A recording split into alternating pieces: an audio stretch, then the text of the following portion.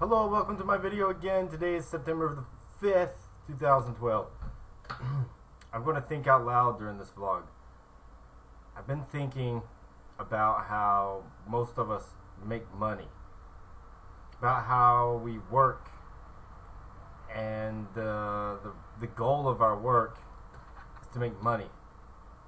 And since we do it quite a bit, it becomes the end of our job, which that's perfectly fine, but our work has its reward of money. And in order to then take our work and do it for people we love, we have to do something with money. Whereas if we had different things like hobbies, like a garden, which a lot of people do have, and one of the ways that people raise gardens, love people, is by giving them the things in their garden. Or my mom sews, and one of the ways she shows love is by sewing something for somebody.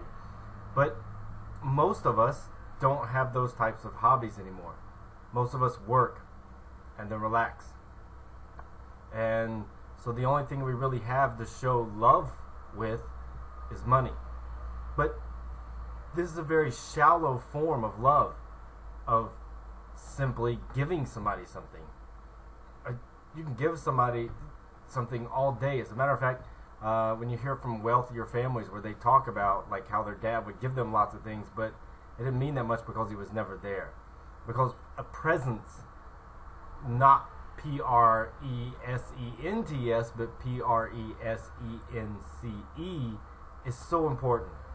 And it is such a higher form of love to be there. Like when somebody dies or somebody's on their deathbed, what do you go do? Send them a gift? Please. I mean, you know, I can show this in various ways. Or a mother, her son's going to or is in a play. So what does she do? She's going to send him a gift about the play? No, that's not right. Because the presence is what's important. But I think our society has created jobs that aim us toward money, which aims us toward love with money by buying gifts, and it's a lesser form of love. So in the Republican-Democrat debate of this whole thing about jobs, what do? I don't want to bring back the factories. I think it would help the economy, but I don't want people to work in factories. Do we continue the service job thing? No, I don't think so. You know what I think? I think this is where the agrarian lifestyle is superior. Like the garden, or like I just got to give some of my milk away. And I work hard for that milk. And I feed my animals well for that milk. And I got to give it away, and it was a joy to give it away. And there's so much more in that, you know, than simply I work, I get a paycheck, I take that paycheck, and I buy things that people want. Rather, it's my time is invested here, and I watch it go through the process, and then I give the product of that process. It's the same thing. I'm not denying that it's the same thing, but it's drastically different in that more of myself is in it, and I'm giving the product versus giving a product that I bought with the money that I made from the job that I did. So, actually,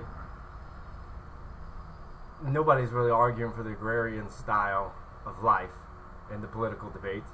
And you know what nobody else is arguing, or what another thing nobody's discussing? Monsanto.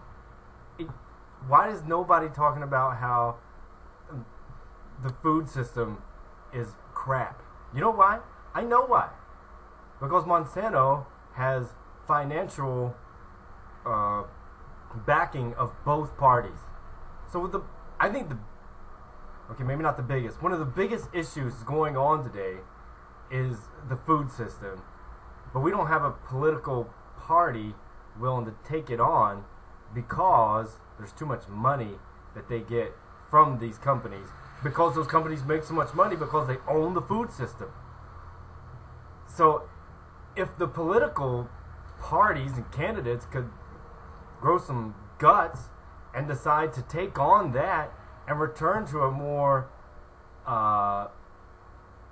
production and even family production where if I was really running a business with my farm, which I desire to one day, then it would be a product of my work, something so much more to put pride in. But no, I'm not saying that all jobs are like that, but a lot of our jobs are like that.